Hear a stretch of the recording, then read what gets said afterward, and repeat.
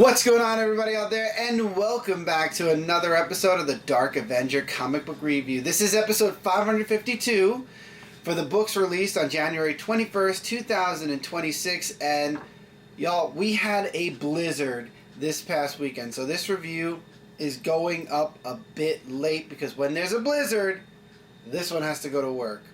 And when this one has to go to work, that means recording time gets pushed because for those of you that don't know, we record these mostly at night because this is when the house is the quietest, and this is a time where we have to fiddle around with if we need to record multiple things or have the extra quiet we need when it comes to making these videos. So we had to wait on that schedule. We do have another storm or another dusting that's supposed to be coming this coming weekend. Let's hope not, because we're recording this as the books from the 28th were already released. And we've already started reading those books, so good news. That review should not be impeded by this one because we're recording it. This one should be going up around Saturday. The next one should be Sunday, Monday, as we always do when it comes to books. Again, it depends how many books we have and situations. We had a blizzard to start the new year. Hooray. Next week's books will be also the last week of January. Look forward to a small teaser for February. And I will say, if you haven't checked it out already, check out Mike's videos. We started a top 5 comic book covers. Well, Michael did. Maybe next year I'll hop in, but for this year it's going to be Michael. Top 5 comics of the week, all the weeks of the month. And then at the end of the month, there is an extra video which covers all the number ones from the previous weeks of the month. And that number one moves up to number one book of the month. And then when we get to the end of the year, all 12 number ones are going to go head to head. Yeah, that's going to be the tough ones. That's going to be a top 12 pick. And then we figure out what the top 3 will be for the year of 2026. But anyway, I don't want to waste too much time. I want to get this review out as soon as we can. We got 12 books this week. We're starting with the Independents. Mike only has 2 books this week. So this is really 10 books of me and 2 books of him. Independence, Supernatural issue number 4, A Car Is Still Possessed. We get a first of 2 parts, I'm guessing, story this time around, because this one actually ends with a to be continued. They get brought into another town, and in this town there is a librarian ghost that is trapping souls inside of the library to read books. And I know, but boom. And it's up to the Winchesters to stop this ghost. A lot of really cool stuff happens, and the book ends with Sammy displaying his powers once again. And really cool stuff. I've been really liking Supernatural. Dynamite's been doing an excellent job with the franchise. Dynamite's been killing it with multiple franchises.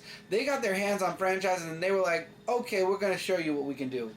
And they've been proving it with every single title I've been reading from them. My only ever complaint from Dynamite was Thundercats being too short each issue. I remember getting the books and saying they were a bit too thin. I think that's because the stories were a bit smaller. Still, if that is my only complaint, is that I want more, that's a good sign. Dynamite killing it. Keep going. TMNT Battle Nexus, issue number 3. This is Raphael versus Aliplex. I can't explain to all of you how much I loved this book, because Aliplex ended up separating from Raphael and leaving the Turtles because, again, this ties back to the previous series.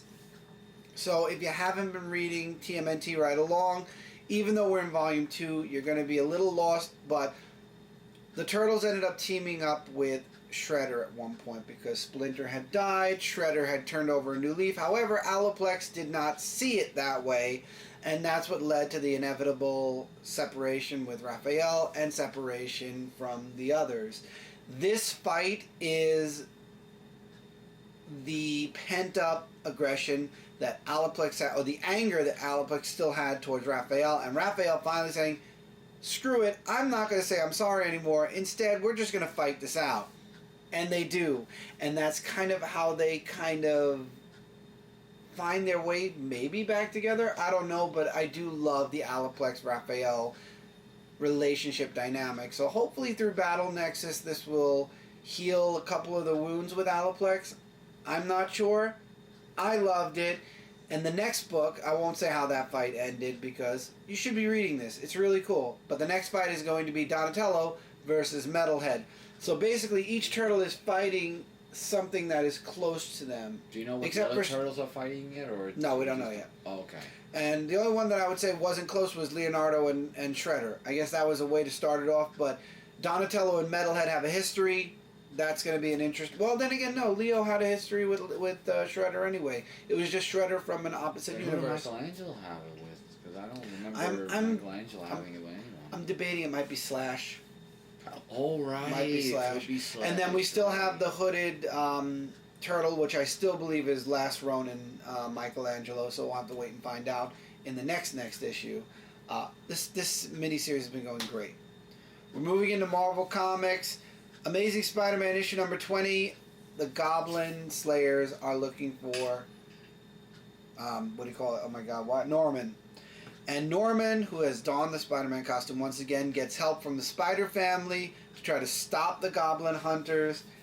It's a really great fight, and it's leading towards obviously it's leading towards the grand finale where Pete comes back.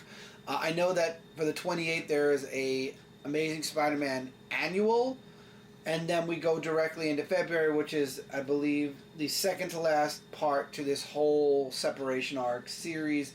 Because when we get into March, obviously, we're going to be getting into the Spiral story arc. This was a great issue once again. The only thing I got to say is it's taking a while to get used to the Humberto Ramos art. I've never been a fan. It was... I couldn't read his Superman. Not Humberto Ramos, I'm sorry. No, I'm wrong. It's John Romita Jr. Why did I say Humberto Ramos? John Romita Jr.'s artwork. It's hit or miss. Sometimes it's really good. Sometimes it's a bit too squared for me. I don't know why I said Humberto Ramos. I'm so sorry. But John Romita Jr., his art just... It's not like his father's, I will say. So, and it's my taste.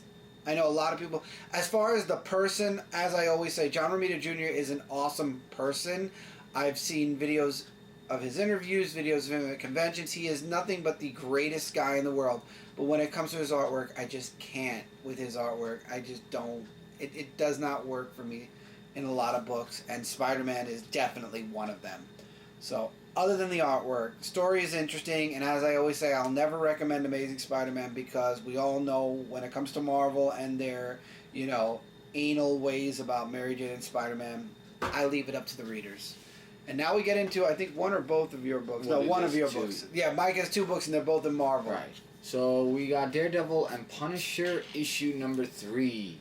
The adventure continues where Daredevil tries to bring Punisher to justice after all the stuff that he's been doing, and we get a new person who Daredevil and the Punisher goes after, and then as the story continues on, we find out that it was all undercover people because they want to find out how they could get the Punisher into justice because it's so hard to get the Punisher like he's just like the wind. He's like there and then, because when he kills people, he just is very sneaky and everything.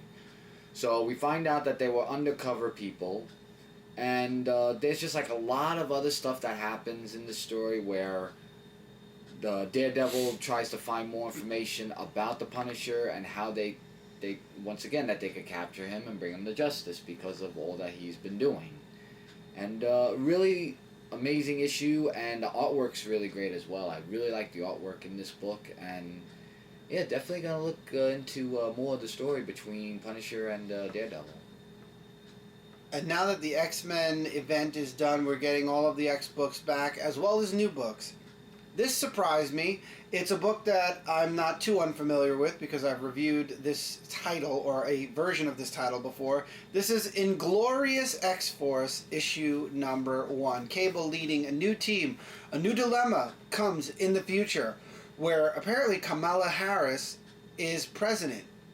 So Miss Marvel somehow makes it to presidency, and all we have, because for some reason Cable's memories are jarred, is that Daken, Boom Boom, and Archangel are etched on his arm. So he puts together this X-Force team, and he has them because he doesn't know which one out of all of them is going to be the one that attempts this murder, or he knows he's kind of unsure if he needs the team or if someone on the team is going to betray Kamala Harris or betray the team. Either way, he brings this team together. They go in to actually help Miss Marvel at one point in the book. And then we also get a spotlight for another character, which I won't spoil in this review, but we get to see that there will be another character, a familiar face, in X-Force, somebody who's close to Cable actually, show their face at the end of the issue. So they're probably either going to be A, joining the team, or B, a part of this series, at least for now. Hopefully this isn't one of those things where Marvel makes 12 issues of it and then forgets the book exists, or there's like the first story arc, which is amazing, and then everything goes downhill. Because sometimes that happens, especially when it's X-Men and there's 30 different books for X-Men. For a first issue, though, great artwork, promising story, very promising story. I love a good story with Daken in it. It's great to see Daken, who is now also, like, he's not just Wolverine, he's got the, I believe it's the Spirit of Vengeance or something, because he's able to change into the, what do you call it, the skeleton. So, great first issue, keeping my fingers crossed for what happens next. Planet She-Hulk issue number 3, and as the cover shows, that's how the issue starts off, where She-Hulk fights this person. And there's like a whole big fight scene that happens with that because I can't remember what the guy's name was. I think his name is Chun or whatever his name is. And he's the guy that had his wife who recently died, and he wants to proclaim himself as the king of everybody. Wait, did you read this one too? No. Okay, then we're gonna just skip. Okay. Yeah, I didn't. I thought you did. That's good. Oh. That's fine. Yeah. And I may lose my train of thought. Sorry. So, as the fight is going on, he's just like saying, you know, just kill everybody, you know, I don't care anymore. Like, he's just like really a lifeless person, so to say. So then, as the fight ended, he goes to the person who knows about the murders, like saying, I think you know who murdered them, and you're going to tell me right now who it was.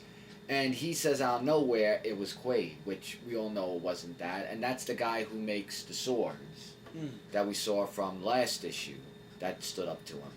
So he goes to him and then says that you're going to be put to death and everything after what you did. And then it's just like a whole big thing that happens. So Quaid's wife goes to She-Hulk saying that they did all this, you know, you got to help me and you got to just try to see what you can do about this. So when She-Hulk goes to him, let's just say at the end of the issue, She-Hulk is going to meet a new challenger, and I believe it was the Jack of Hearts. That actually, and you know who that is. Yeah. So the Jack of Hearts is going to be facing She-Hulk in next issue, and that's to be continued. So great way to make it to be continued, and the artwork is really great. I'm actually really enjoying Planet She-Hulk. It's a really interesting story of that perspective. And we're moving into DC Comics now, and the rest of the way is me. World's Finest, issue number 47, Composite Superman Batman versus Composite Lex Luthor and Joker, and the fight was epic. The Justice League, of course, comes in to help. Batman and Superman finally defeat Joker, Lex Luthor. It was an excellent, excellent read. They find a way to undo everything that was done by Joker, Lex Luthor. I love that this book is out of time. So it's not Batman, Superman current day. So Lois didn't know Superman was Clark Kent yet in this book. So there's a speech or a talk that the two of them had. I want to say three because technically it's the Composite Superman Batman. But they talk.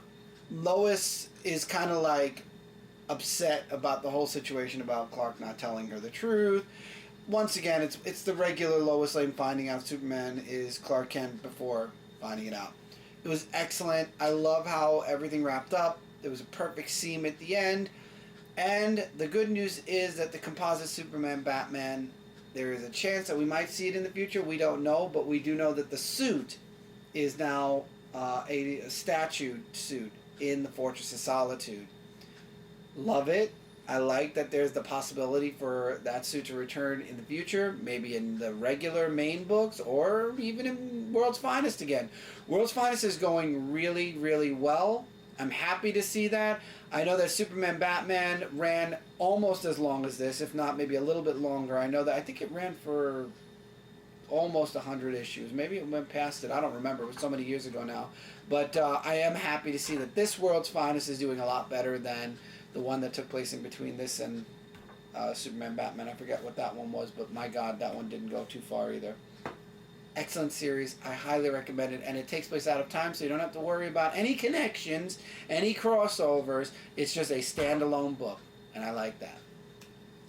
Nightwing issue number 134.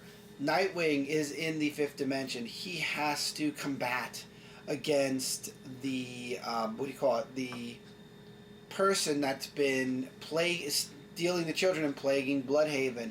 You've got Martian Manhunter teaming up with Batgirl, because the first game is you have a model of Bloodhaven, and they have to throw a ball, and they can throw a ball and it only hits one building, or they can throw a ball and it causes a lot of damage to the town, and obviously opposite person goes first, and it's up to Batgirl and Martian Manhunter to save the day. Dick refuses to throw his ball. He throws a curveball of his own in this book, which I really liked. However, Titan's Tower does get hit, and Nightwing Prime might be in danger. Might. Because if you remember in the previous issue, he had the finger twitching, so he might be waking up, he might be healing.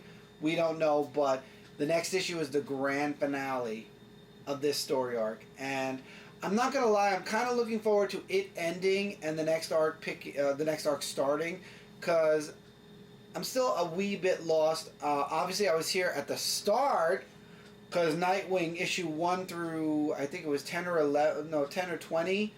I remember reviewing it, and then Dick lost his memory. I dropped Nightwing for that time, and then I think we brought it back right before the review ended, or I talked about it somewhere in between 500. I think it was when it ended. Maybe. If I remember correctly. I don't remember. It's been 5 years. Either way, though, it's good to see that the series is continuing, and I've been collecting it right along. So, excellent book. Nightwing is spectacular. Artwork is also amazing, for sure. We now move into, I believe, the last book before, yes. So, last book, then we get into the 2KO book, Superman Unlimited issue number 9. And this was my comic cover of the week. Yes, it was. This issue, again, Superman Unlimited kind of is its own separate story from everything else, at least for now. And in this issue, the Prankster makes an appearance, and the Prankster is teaming up with somebody from the fourth dimension, because we do get to see Mr. Nitzelflick show up and talk about how everyone's in danger because this guy's more powerful than he is. Oh my. And he's teaming up with the Prankster to take out specific targets, the newer target being Mayor White. And Superman jumps in multiple times to protect Mayor White. Now they've got this new golden suit thing, which I don't like, because it reminds me of the New 52 when he had that solar explosion thing, where when he did the solar explosion, he lost his powers for X amount of time. So now there's this gold Superman suit that goes over him to protect him from kryptonite, and he gets a boost in his powers for like a minute, and then he loses his powers for a chunk of time. And because he labels that, he thinks it's the Trickster from Central City instead of this fourth dimension character, he gets pissed off. Next issue, the new target, so this is going to be a continuing story for the next issue. The new target is Clark Kent, because he pisses off the fourth dimension character, because he's like, how dare he mistake me for such a joke of a villain. And this one apparently is on the house, as he's also going after the mayor. To be continued. Interesting story. Again, Superman Unlimited is an interesting, in general, story when it comes to the Superman titles. Again, it takes place out of time. So, we'll see. I mean, right now everything's connected to DCKO anyway. So, speaking of which, Titans issue number 31. We've got a bunch of stuff going on. We've got Grail versus Arsenal and Wonder Girl. We've got Terra, who's woken up to save Nightwing and Raven on Gem World. And then you've got Beast Boy and the others that are being attacked on their planet. All three stories are going on at the same time. Main story obviously focuses on Terra on Gem World. She chooses to help Nightwing and Raven. However, twist of fate at the very end of the book, she ends up turning on them and thinking of only herself. Grail ends up one-upping Wonder Girl and Arsenal, and that's leading into the next issue. That part right there is what I feel is most connected to DC KO, because that's on Earth, and that is taking place as Darkseid is taking over the Earth. So, I also, Grail came out, I believe, during the New 52, if I'm not mistaken. I have her first appearance. But, recall. Titans, however, is a very strong connection to KO, and the good news is it is going to be one of the few books that are impacted after KO. We're going to have a new team. I know John is going to be a part of the new team, and a few other characters will be joining the Titans. So I'm really looking forward to seeing where Titans goes after KO. I believe not next month, but the month after, which will be March, which will be the end of KO. That's when we're going to start seeing the books going back to normal, post-event. I'm looking forward to Titans. I'm looking forward to the next issue, but I'm really looking forward to the new Titans team that's going to be coming soon. Anyway, another book with ramifications that we will see in the future, Green Lantern Galactic Slam DCKO one-shot. We've got Kyle, who's fighting alongside Connor Superboy at the start of this book, and ends up getting, they're in the middle of this fight with Apocalypse, what are those things? Parademons, and Kyle goes White Lantern at the start of the book, but because he goes White Lantern, once again, just like the gold Superman suit, he goes White Lantern and then he loses his abilities for X amount of time. So it goes White Lantern, gets thrown into a boob tube, and shows up, boom, on a wrestling planet. And it's very wrestling themed. You get the backstory of another character that's going to be making an appearance and being a support character in the ongoing Green Lantern next arc after KO. And you get a backstory. Kyle teams up with him. He gets thrown off of the wrestling world because they want to find a way back to Earth. They find a way back to Earth. Things aren't going so well on Earth either. And Kyle gets his Green Lantern powers back. I can't remember. I hate that I cannot remember the character's name. It was out there. I'll remember it by the time the Green Lantern series starts up. But he ends up defeating the person that trains him. They go back to the wrestling world, and Kyle and this new character are now together. And I believe Connor might actually be in Green Lantern Corps or Green Lantern. I know that Connor is going to be playing a role in a book at some point, which I like also. It's good to see Superboy back outside of action or Superman. This was a good one-shot. I feel it's more important for the ongoing Green Lantern title. So a lot of the tie-ins I notice are, if you are reading certain books, these books are imperative to what happens next in your Green Lantern or whatever title. Aquaman, obviously, the stuff that happened in Aquaman is going to play a part in the future there. Stuff that's happening in Flash is going to play a part in Flash in the future. Stuff that's happening in Titans is going to play a role in the new team that happens after this event. This one-shot is for KO and Green Lantern readers. If you're a Green Lantern reader, definitely read this book because you've got your first appearance of a character that's going to be playing a role in the Green Lantern title. As well as Kyle, I believe, is going to be taking over Green Lantern again for a time, the main title. So definitely something your Green Lantern fan or a Green Lantern reader is going to want to read. KO-wise, it is a loose tie-in because it's happening as the Earth is being transformed into Apocalypse.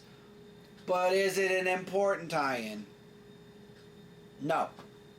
It is definitely not an important tie-in whatsoever. Literally the beginning and the very end. Yes, the wrestling planet and certain characters are connected to Darkseid. They talk about their loose connections with Darkseid. This book does not impact the actual DCKO story, though. It's its own little chunk in the DC universe that So it's in its own category. Yeah, it's its own thing, and it's for Green Lantern readers. So if you're a Green Lantern reader, you're going to want to read the book because it's going to play a role. If you're not, it's something you could skip if you're just reading the DCKO event. It's its own little thing, and it's not something that impacts the KO line in any way. And with that, that's it for this review, everybody. Till next time, which will be very, very soon. Take care, keep reading, keep collecting, and we will see all of you really soon in the next episode. Take care, everyone.